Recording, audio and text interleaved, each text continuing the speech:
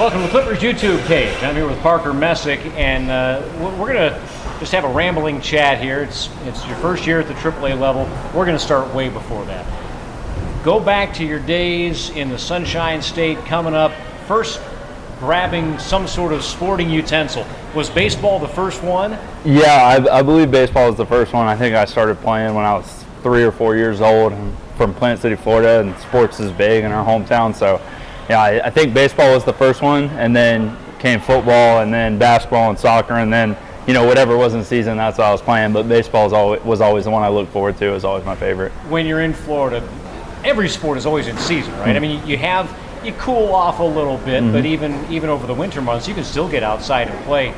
So did you stick with baseball at times all year long, or when it was time to play soccer or play football, did you put the baseball away? No, my family actually, wanted me to have fun as a kid, so they didn't want me to get burnt out of any sport. So I was fortunate enough, they allowed me to play, whatever I wanted, whenever I wanted, and we always took fun vacations in the summer, so it wasn't like I was 8 years old throwing 100 innings as an 8-year-old. I got to go fish and be on the beach and have a good time being a Florida kid, and at the same time I would play spring baseball, fall football, winter basketball, and middle school soccer, and like I said, I just played whatever was in season.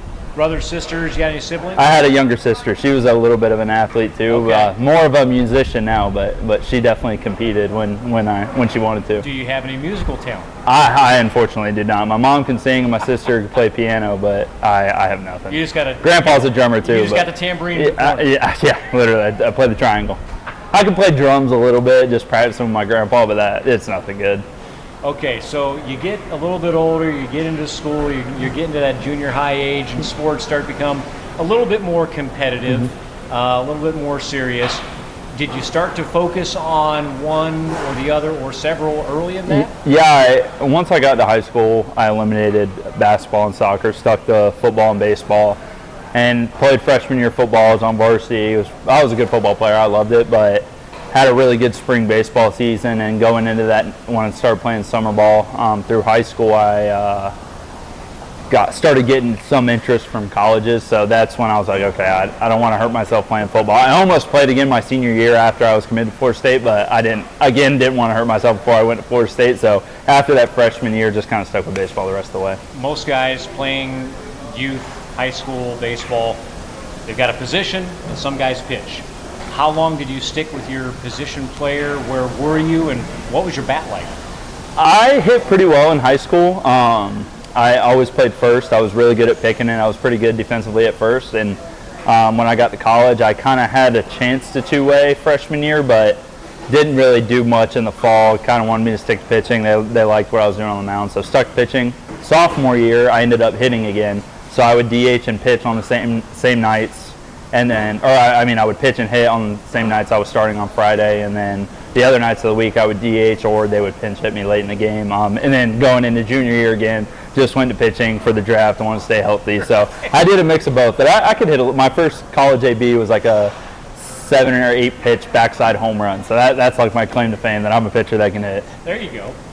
Your college experience, obviously, being an athlete in college takes up so much of your time, mm-hmm. but were you able to also enjoy the college experience, the academics, the social stuff? Yeah, absolutely. I mean, Florida State was awesome. I'm a Knoll till I die. I love that place. I wish I could go back, every year pretty much. I'm watching they're in a super regional versus Oregon State, so me and D-Rob have been chirping each other in the locker room a lot. It's been pretty fun, but yeah, I got to enjoy a lot of Florida State. I really wanted to make sure that I at least got close to my degree before I got drafted. Getting drafted was kind of the main goal, but so when I left as a junior, so I didn't quite get to finish, but I'm actually one class away from graduating now, so I'm almost done, but there's a lot to enjoy about Florida State. There's everything about it I love. What's your area of study? I actually changed a few times in college, but I finished up with economics, so I have one class left for an economics degree with a minor in business. Economics is a mind-bending field, just trying to understand where things are going, how we've gotten to where we are. What is it that drew you to that finally after taking several different avenues? I'm going to be honest, I was just always really good with numbers. It's nothing specifically about the market or anything like that really draws my attention. I'm definitely more of like an outside on the field. If I could, fish every day for the rest of my life, I'd rather do that. But So I was just really good with numbers, so it was something that came natural to me. I just understood it, so it just made it easy for me to fall into that path. As a kid, if you're a kid, I was into numbers as a kid. I reached a certain level and thought, I'm no longer into these numbers, but sports statistics were numbers that I devoured. Yeah. Is that something you were into? I was really good at like calculating things, but I wouldn't like be able to rattle off certain players' numbers or anything. I just knew when I looked at something that was good or that was bad. Sure. Yeah. And we're in an age now where everything is quantified and the numbers are what they are, but we can find meaning in those. How difficult is it for somebody that likes numbers to be able to ride that line between understanding what your numbers and your team numbers mean, and that can help you, and overanalyzing and getting into the weeds on things? I think once you get to this level, AAA and up, I mean, you prioritize winning at every level with Cleveland, but more so when you move up and across any organization, you really start to prioritize winning. So you really stop caring about your personal numbers. Granted, we're all playing to get to the big leagues. That's we're there to help the big league team win. But you learn how to win here before you ever learn how to win up there. So we try and focus on winning as a number more than we focus on our own stats. Okay, so now we're going back to when you started to pitch. Everybody throws a fastball, and then you start to work in the other stuff.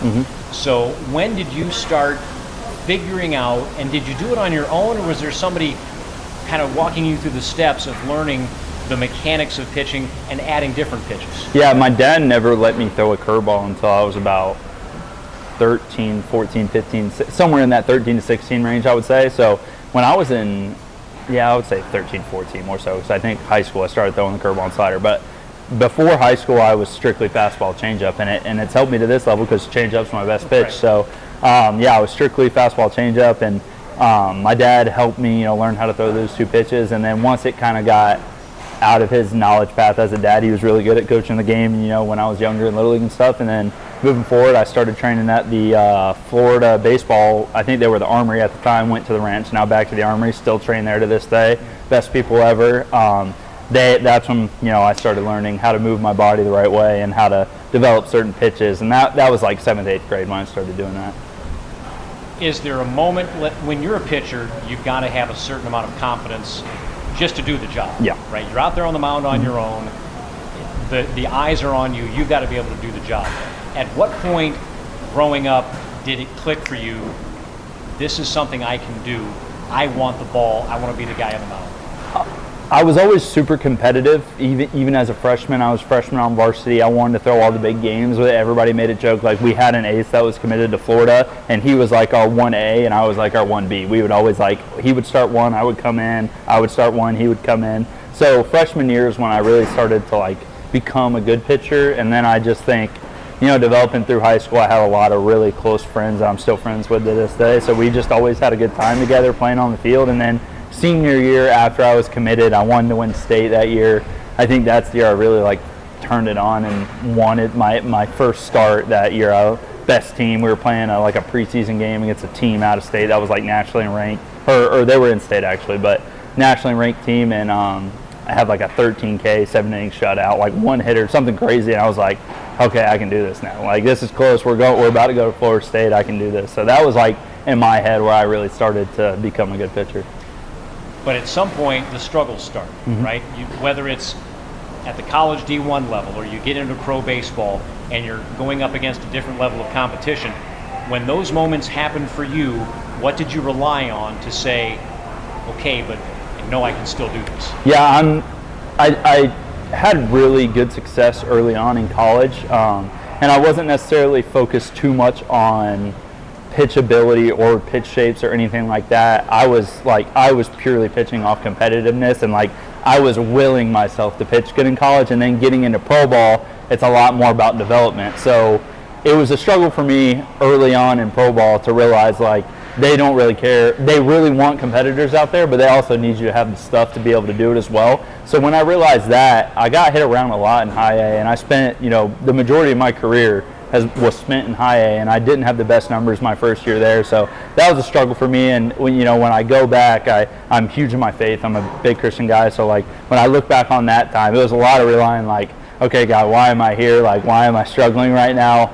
What do you need me to do? What can I do to get out of this slump? And just leaning on him. I look back, and a year ago today, I was in high A still, and now I'm pitching really well in AAA. So I can always look back, and I know when I'm struggling, I can just lean on him and know that he has a plan, and he's going to be faithful, and I just got to trust it. Going from high A to double A, the minor leagues have changed and have gotten younger, so I don't know if this is still the case, but many years ago they basically said double A is the proving ground. If you can make it happen at double A, position player, pitcher, you probably have the stuff to continue to develop. When you went to double A for the first time, what did you notice about hitters, and what did you have to do to get those guys out? Yeah, everyone told me, a similar story, and so I built it up in my head like, oh my gosh, like these guys are so good. Same thing I did here.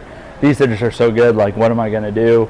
Like, and I'm just like, I get in that competitive mode where I'm like, all right, I'm here, I'm just going to show what I got. Like, I'm giving you my best stuff, try and hit it. And I ended up having a significantly better back half of the season at double A than I ever did the first half in high A. And I had a pretty good first half last year in high A. So I think the hitters just, they become a little more patient, a little more, they hit mistakes a little more. Same thing getting up to this level. Like, every mistake is amplified on the mound, and they stop chasing as much. And I'd really say that's the only difference, even moving up to the major leagues. Like, everyone gets a little more patient, everyone stops chasing just a little bit more, and everyone hits your mistakes just a little better. So the more you can refine every pitch and make sure that you're hitting your spots with every pitch, I think that's where you get into a good spot where you find out, okay, I can pitch in double A, okay, I can pitch in triple A. Oh crap, I'm pitching well in the big leagues. Like, and I haven't got to experience that yet, but that's going to be my mindset going into that time.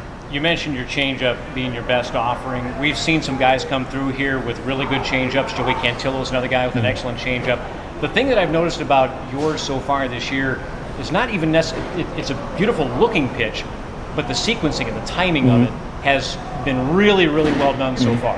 How much of that do you just rely on the catchers to know the game plan and call it at the right time? And how much do you say, okay, this is when I want to throw this pitch? Yeah, there's a lot of game planning. The majority of my player development was less on pitch shapes and more on like, okay, I know I have the right pitches now, especially last year in double A, still working with Cody. It's like, okay, when do we throw these pitches? And, we have meetings before games with our catchers, like this is when we want to throw certain pitches, and they know when I want to throw my curveball, when I want to throw my slider, when I want to have a change up chasing the dirt or a change up in zone. The catchers know that because we have all these meetings and we get on the same page, and especially guys that I've thrown to. I threw to Cody last year, so I've had the ability to build a relationship with him, so he knows me, and I really don't have to shake all that much. So when you build that kind of relationship, what each other's thinking on the mound and behind the plate, where the pitch comes just like, it's really just to clarify what we want to throw, even though we kind of know the same direction that we want to go. So those game plans really help with the execution and just knowing when to throw the right pitches. What was it like for you the first time you used the PitchCom device? Because in the lower levels of the minors, they still don't have it.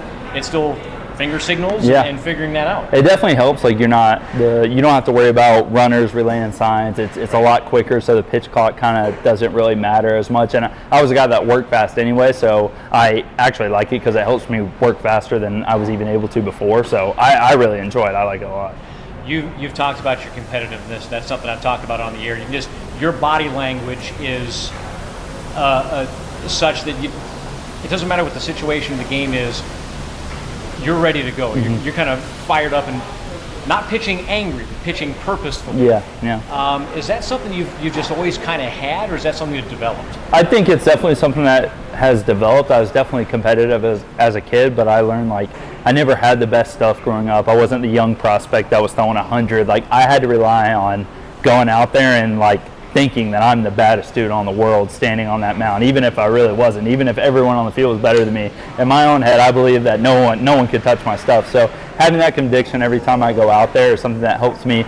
I'm never scared to throw a pitch. I always believe that any pitch and any count is the right pitch when you throw it in the right spot or with the right conviction. So I just kind of go out there and use that competitiveness, and if it's a big situation on the field, then you're going to see the emotion come out, because that's just all the hard work throughout the week that nobody else sees, and I execute that pitch and get the team out of a big jam, and we go on to win that game. Like, that's where you're going to see me yell, because all that hard work builds up to that moment, and it's either I win or I lose, and I want to win. So I want to win that pitch, and I want to let everybody know that I won. All right, let's get off the field here. What in your travels, whether it's college or whether it's pro baseball, what's been a road city where you've gone and think, man, this is really a cool place. I'd like to visit here. There was a bunch. There's been a couple road trips I've really enjoyed. I would say I really like Cedar Rapids a lot in high A. I don't know that I'm definitely more like the Florida tropical kind of guy, so I can't think of anywhere in the necessarily in the Midwest where I've been like, man, I really want to visit. Worcester was cool, like going to Boston. Mm-hmm. I really like that city. That was fun, but I really like Cleveland. Like just being around the city and stuff, and Columbus is beautiful. So just I've enjoyed everywhere I've been so far. You mentioned fishing. You've got an off day. You've got unlimited resources and time. What are you going to do? If I could go fishing, that would be the ideal thing. But normally we get a bunch of guys, we go golf, have a good time, kind of relax, get off the field, go out to dinner together. Something along those lines where you can kind of get back and wash all your clothes from the road trip, but still be able to go out to a golf course and grab some dinner. That's a good off day. If somebody opened up your Spotify and clicked play, what's coming on? Probably it could be either a mix of a country playlist or a gospel playlist. That's probably the only two that you're going to get to. Maybe some rock and roll in there. All right. You open up your streaming service, and there's a show that you've been binge watching. What's it going to be? I've been in between a bunch of shows. I just started Breaking Bad because everyone's told me that's really good, so just started it. They're right. Cool. That's really, really good. Cool. Let's see. What else? Who down in the clubhouse is the funniest guy to be around? Brad Hanner, for sure. Funniest guy I've played with in my entire career. Absolutely. And what makes that so? Is it just quick quips or? All of the above. Personality, quick wit, anything you can think of. Comes to the field with a smile on his face every day. Easily the funniest guy I've ever played with. When you are in a major league organization, the number of coaches blows the mind. There's just a million of these guys out there. Who are some of the guys that have really touched you along the way to help you get to where you're at? There's been quite a few people. A lot of our pitching coordinators have helped me in various different ways, whether it was my mindset when I'm struggling in high A, or pitch shapes when I'm trying to develop certain pitches. So far, Tony Arnold, Kevin Arminio, and Cody Buchel has been like my pitching coaches from low A to high A, double A, triple A. So those guys have been with me throughout the course of the season, and I've been able to relate with them and talk to them about life stuff, pitching stuff, like anything along those lines. So those are the three main guys, and I'm leaving out a lot of people in that aspect. There's some strength and conditioning guys who have been a big part of it as well, and even our training staff. But as far as guys that I talk to every day and work on the pitching side and other stuff, those three guys have been really important in my career.